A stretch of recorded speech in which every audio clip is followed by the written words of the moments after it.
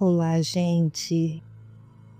E vamos para mais 2 capítulos da série Tufti, Muito Além da Trança, Os Segredos da Sacerdotisa. Novamente eu vou ler os 2 próximos capítulos, que são um pouco mais densos, e eu prefiro trazer os próprios conceitos e a própria obra para não ter equívocos na explicação. Depois vocês me digam se vocês estão preferindo a leitura comentada ou um resumo mesmo. Quando tiver capítulos mais densos, eu leio e vou pontuando, ok? Então vamos lá. Imitando a ação. Então, meus cantores e dançarinos, vamos prosseguir aprendendo quem dita a melodia da dança de vocês. Nem tudo o que pode ser tocado é real. A realidade é um espelho invertido. Aqui está o reflexo e lá a imagem. A realidade física está no lado frontal, enquanto o arquivo do rolo de filme está no lado inverso. A força física funciona na realidade física. A metaforça funciona dentro do vidro do espelho. Ao despertar, a atenção se desloca para o seu manequim virtual, no mundo dentro do espelho. Vocês devem estar um pouco confusos com a ideia de cair em algum mundo além do vidro do espelho sem nem perceberem, certo? E talvez não apenas um pouco confusos, mas bastante. Não se preocupem, meus trêmulos. Vocês, na verdade, caem no mundo do espelho todas as noites, quando dormem. Quando acordam na vida desperta, quando sua atenção está no centro da consciência, vocês, ou mais especificamente, seu eu, aparecem no corpo de um manequim virtual ou do outro lado da realidade. No momento em que vocês se mergulham em um sonho, a mesma coisa acontece. A diferença é que, ao despertar, vocês têm a realidade em ambos os lados do espelho, o lado material e o lado virtual. Em um sonho, a realidade e o mundo do espelho não são concordantes. O mundo material permanece no lugar, enquanto sua atenção voa para longe, para outros mundos. Então, aqui um adendo, né? A diferença entre estarmos despertos e sonhando é que despertos a nossa atenção está em ambos os lados, na matéria e no mundo do espelho, né? Na imagem refletida no espelho. Demorou um tempo para eu entender isso, gente, mas eu consegui abrir a chave, a porta. Mas só concluindo, e no sonho o nosso corpo está dormindo, está parado, e o nosso lado imaterial, né, que seria o manequim, nosso manequim virtual, a imagem refletida, está lá no mundo dos sonhos, nas infinitas possibilidades, no mundo onde está o rolo do filme, das infinitas possibilidades. Então, o que eu demorei para entender? O que seria a imagem refletida e o nosso ser aqui material, né? É basicamente a questão da nossa atenção interna e atenção externa, da nossa intenção interna e externa. É como se o espelho, né, fosse esse centro e é nosso corpo, a imagem refletida, seria o foco externo. né? A nossa atenção externa, que está no mundo de fora, a nossa intenção interna, que a gente pode fazer essa analogia, né, com o centro frontal do cérebro, e a parte interna, que seria a trança, o centro externo que projeta, e a nossa atenção interna, que é o nosso mundo interno. Entende? Então, o nosso centro de consciência, aonde a gente está desperto, é como se fosse o espelho em si. E nós temos a imagem material e a imagem virtual, refletida dentro do espelho. E a gente precisa estar no nosso ponto de consciência, que é onde a gente está desperto e consciente. Retomando o texto. Além disso, a diferença é que, em um sonho, vocês afundam cada vez mais no roteiro, enquanto, quando acordam na vida desperta, quando eu me vejo e vejo a realidade, vocês se libertam dele, do roteiro. Lembre-se de que conversamos sobre o fato de que, quando não estão autoconscientes, o roteiro os puxa pela ponta da trança. Então, quem ou que manipula seu manequim físico neste lado quando seu gancho está à disposição e vocês estão simultaneamente em um manequim virtual no mundo do espelho?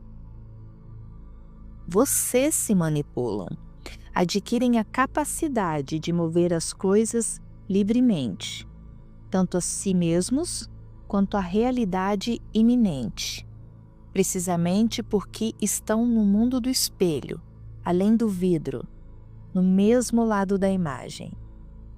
Apenas a imagem pode impulsionar o reflexo, e não o contrário, entendem? Então, lembrando o que ela fala ali no início, que é sempre uma recapitulação do capítulo anterior. A realidade é um espelho invertido, né? Aqui está o reflexo e lá a imagem. É ao contrário, né? Porque a gente acha que aqui estamos nós e atrás do espelho é o nosso reflexo. Mas a realidade é ao contrário, porque é nessa imagem virtual, né, refletida no espelho, é que está o ponto em que a gente de fato pode transformar essa realidade material, né? Que seria o quê? A ponta da trança. Ela não diz sempre que a gente só consegue modificar a nossa realidade material projetando a trança, ativando o quadro, iluminando o quadro. Então é isso que ela quer dizer. Nós só conseguimos modificar a realidade através da imagem virtual, que seria a nossa imagem refletida no espelho, porque é lá que está os rolos de filme.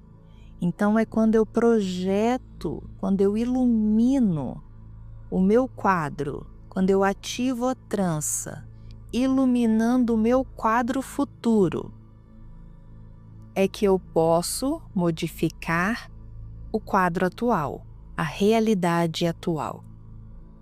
Retomando o texto. Falando estritamente, o manequim físico e a realidade material não são tanto um reflexo, mas uma materialização da imagem.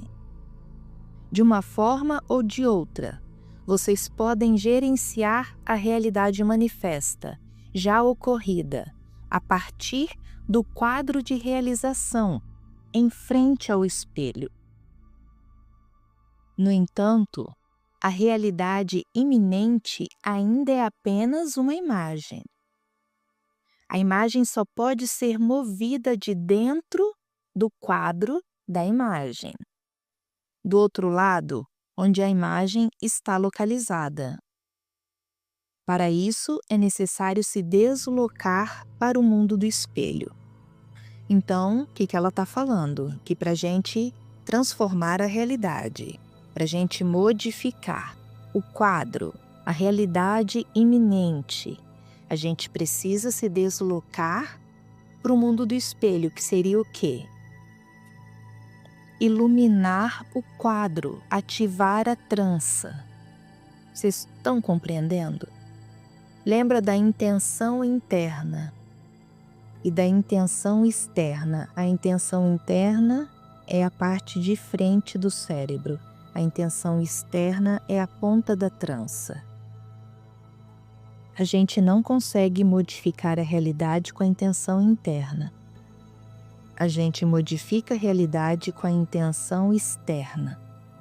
Então a gente pode até fazer essa analogia, como se o espelho estivesse no meio do nosso cérebro, aqui, né? Então eu não consigo modificar pelo esforço, mas eu preciso projetar na trança, que seria a imagem refletida. E que na verdade é a imagem, é o plano virtual em que de fato podemos modificar a nossa realidade objetiva. Então, acho que toda essa explicação é para deixar muito claro que a gente só consegue operar a partir do nosso ponto de intenção externo, que é a ponta da trança. Que aqui a realidade que se apresenta no plano material, ela não pode ser modificada no plano material, com esforço, com a nossa intenção interna, a parte frontal do cérebro. E que também pode ser feita analogia com a nossa atenção externa. Lembra da atenção interna e atenção externa? A atenção interna é meu mundo interno, né? Onde eu mergulho em pensamentos, em emoções. E a minha atenção externa é o mundo material, né? Então, nos dois casos, a gente sempre tem que puxar para o ponto central da atenção, onde eu encontro o meu centro de atenção interno e externo, e desperto e me mantenho consciente desses dois planos, do plano material e do plano virtual, onde eu consigo projetar a minha realidade. Eu só consigo modificar a realidade quando eu estou desperto, quando a minha consciência vem para o plano central. Nem me perco lá fora, nem dentro. Mas me mantenho atento ao que está acontecendo no mundo interno e no mundo virtual, aonde eu projeto, onde eu coloco os quadros dos objetivos em que eu quero atingir. Agora, todo o cenário deve estar claro para vocês. Aqui, nesse quadro manifesto, temos que gerenciar. Lá, podemos direcionar. E agora chegamos à noção de meta-força. Tenho esperança de que mesmo um leve vislumbre de entendimento venha de vocês, meus fracos de mente. Tudo bem, não reclamem, não chorem, meus espertinhos. Qual é a principal diferença entre a realidade e o mundo do espelho? Aqui, tudo é material. Lá, tudo é virtual. No que diz respeito à força, vocês não conseguirão aplicá-la a um objeto ou espaço imaterial. É por isso que aqui funciona a força. E lá funciona a meta-força. Desse lado do espelho, ação. Do outro lado do vidro do espelho, a ilusão do movimento. Então, o que isso significa? A essência da imitação reside no fato de que vocês não têm direito de romper a ordem estabelecida das coisas. A ordem das coisas é tal que vocês precisam participar da ação e obedecer ao roteiro. Nenhum personagem tem permissão para soltar para fora da tira de filme ou fazer o que bem entender no filme. O roteiro não é resultado da vontade subjetiva de nenhum indivíduo. É a realidade objetiva, algo com o qual vocês estão presos. A realidade objetiva é tal que vocês estão condenados a existir dentro dela, como personagens em uma tira de filme. Vocês podem não concordar, podem reclamar, mas não podem fazer nada a respeito disso.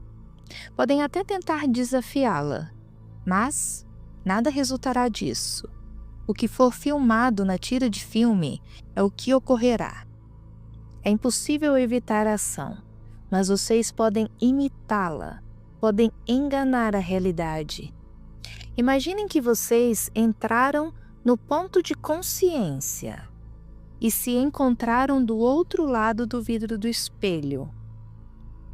Tudo ao redor parece exatamente igual ao que era antes. Vocês não sentem como se estivessem observando os eventos de algum lugar além do vidro. E, no entanto, estão lá. Mas agora que estão lá, adquirem a capacidade de compor a realidade e escolher o rolo do filme. Não mudar aquele em que estão, nem se recusar a participar da ação, mas escolher outro, o que quiserem. Entenderam? Como antes, continuarão a desempenhar o papel prescrito para vocês no roteiro e realizar suas funções diárias, mas ao contrário de outros personagens, enquanto permanecerem em um estado de consciência, terão algo a mais. A capacidade de substituir o rolo de filme atual. Ao mesmo tempo, mantém uma certa perspectiva, como se nada disso tivesse algo a ver com vocês. A ordem das coisas não foi perturbada. Vocês não foram notados nem pegos, e tudo aconteceu do jeito que queriam. Este é o jogo da imitação. Vocês vagueiam por um filme como personagens vivos, fingindo ser inertes, e trocam o rolo de filme como bem entenderem, e ninguém suspeita de nada, nem o roteiro, nem os outros personagens. Além disso, nunca podem evitar o roteiro. O que acontece é que, ao configurar a realidade, iniciam uma nova. O roteiro também não é de vocês. Ainda estão sob seu poder, mas ele os levará ao resultado desejado.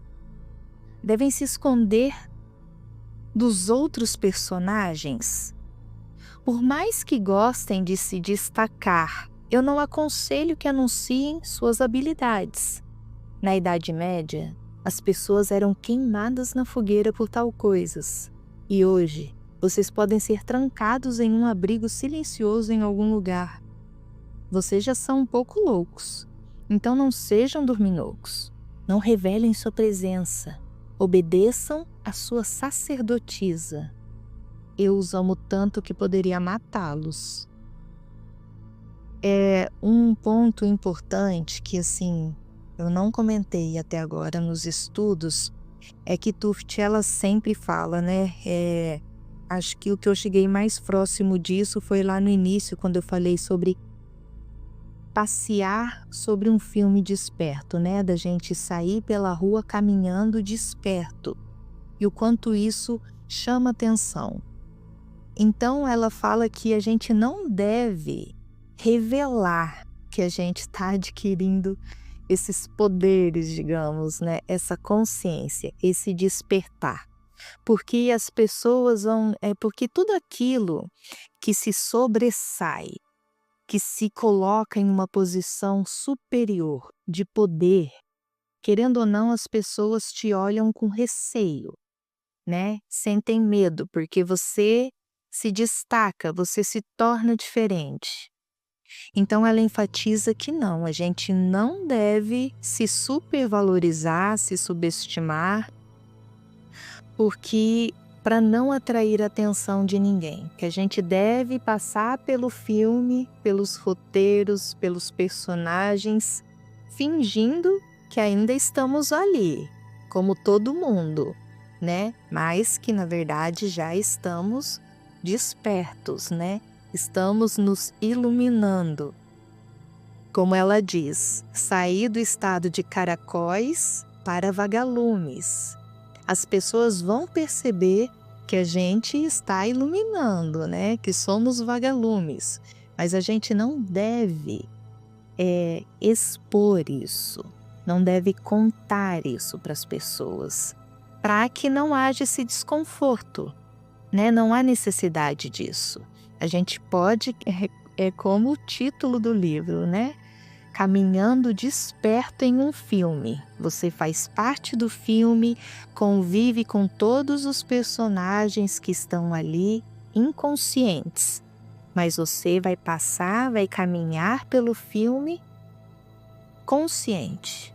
Você vai ter o domínio sobre os seus objetivos. E aí agora esse capítulo ela vai falar, a gente não tem domínio sobre o roteiro, sobre como as coisas acontecem, né? O único domínio que a gente tem é sobre o objetivo. Qual o objetivo que eu quero? A forma como isso vai acontecer não está sob o nosso domínio. Então agora eu vou iniciar o próximo capítulo, que é estar presente. Ei, ei, e lá vamos nós. Venham até mim, meus astutos imitadores e habilidosos fingidores, maníacos secretos e super esquisitos ocultos. Gostaram do jogo da imitação? Vamos recapitular o que vimos até agora.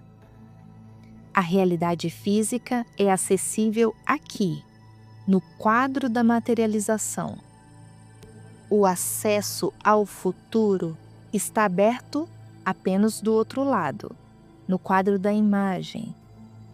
Vocês estão condenados a existir na realidade, como personagens em um rolo de filme. Vocês não podem contornar o roteiro, mas podem despertar e iniciar outro. Vocês mudam a tira de filme, mas continuam desempenhando um papel, enquanto escondem sua presença. Presença em um filme. O que isso significa? Principalmente, refere-se à presença da sua consciência de ser, seu eu. Sua presença como um indivíduo vivo, competente e racional, em um filme imutável.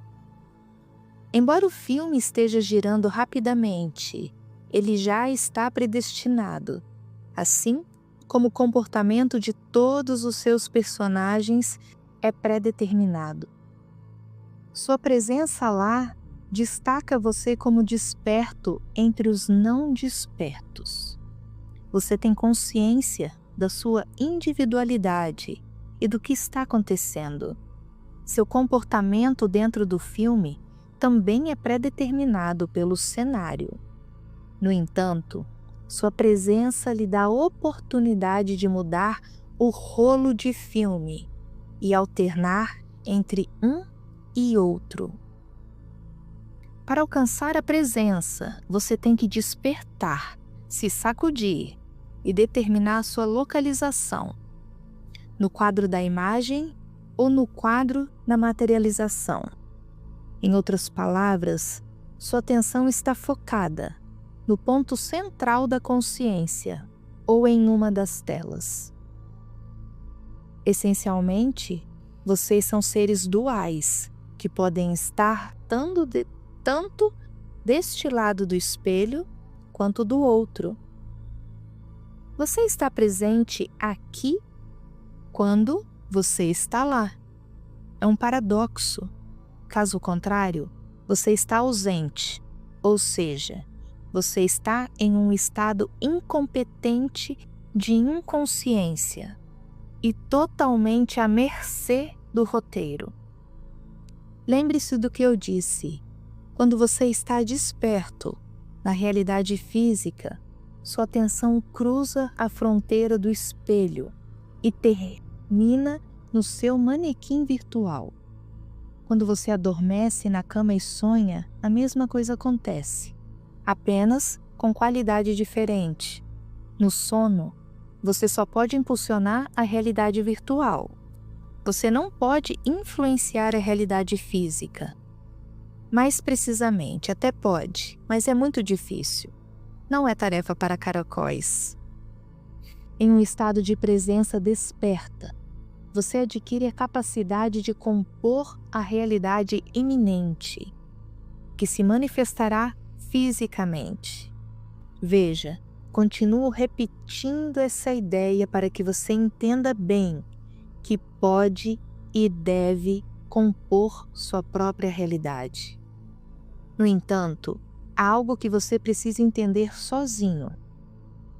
Ao compor a realidade, você está determinando o objetivo final, o quadro iminente, não uma cadeia de eventos.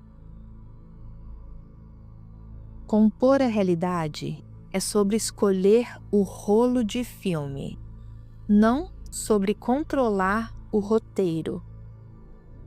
O roteiro está além do seu poder. Você não tem como saber exatamente como o roteiro deve ser para te levar ao seu objetivo. E você não precisa saber. Você funciona como um projetor de filme. Uma vez que o quadro do objetivo é iluminado no seu projetor, o curso dos eventos se desenrolará automaticamente como deve. Ao escolher o rolo de filme, você coloca um roteiro em movimento. O roteiro não pertence a você, mas os eventos que foram gravados nele, e sem o seu conhecimento. Apenas o quadro do objetivo é seu. O rolo de filme se escolhe de acordo com o quadro especificado. Você não precisa entender exatamente como isso acontece. Ilumine seu quadro repetidamente e você passará de um rolo para o outro até finalmente chegar ao seu destino. No arquivo da eternidade, os rolos de filme são organizados em paralelo. Os roteiros dos rolos de filme mais próximos diferem apenas em pequenas nuances. Ao compor a realidade, você gradualmente muda de um para o outro. Primeiro você aparece em um rolo onde o resultado está próximo do objetivo definido, mas ainda não chegou lá. Depois, aproxima-se cada vez mais. Tudo isso acontece de forma invisível aos olhos em diferentes velocidades de realização, dependendo da complexidade do objetivo desejado. Objetivos simples são alcançados quase que imediatamente, enquanto os mais desafiadores, que exigem ir longe, demandam tempo e paciência. Sua tarefa é concentrar sua atenção no quadro iminente. O roteiro não é da sua conta. Se você tentar definir o roteiro ou resistir a ele, você cairá em sua armadilha. Ao tentar influenciar o curso dos eventos, você agarra a realidade do quadro atual com um aperto mortal, o que é inútil. Quanto mais forte você se agarrar, mais fortemente será agarrado pela cauda, ou seja, pela trança. Tentar manipular outras pessoas é igualmente inútil. Manipular os outros é uma tarefa baixa e ingrata. Pode acabar prejudicando você, ou até mesmo criando o efeito oposto ao desejado. Os personagens agem de acordo com seu próprio roteiro. Ao tentar influenciá-los, você cai em uma armadilha novamente. Não faça isso. Eles virão correndo até você por conta própria e farão tudo o que você quiser. Falarei sobre isso depois. Repito, você precisa influenciar o resultado final, o quadro iminente, não os eventos ou outras pessoas. Embora ainda vai tentar fazer isso, principalmente por hábito. Você sempre insiste para que tudo saia conforme o planejado, mas vou libertá-lo desse hábito também. Como vocês são sufocantes e insistentes, eu os dissecaria com prazer. Eu os pregaria em papel aquarela como insetos nocivos, ou os colocaria em frascos de formol e os usaria como exemplo para todas as outras criaturas. Aconselho que se comportem decentemente. Não se esqueçam, eu sou Tufit, sua sacerdotisa. Louvem-me, adoram-me, não ousem me irritar.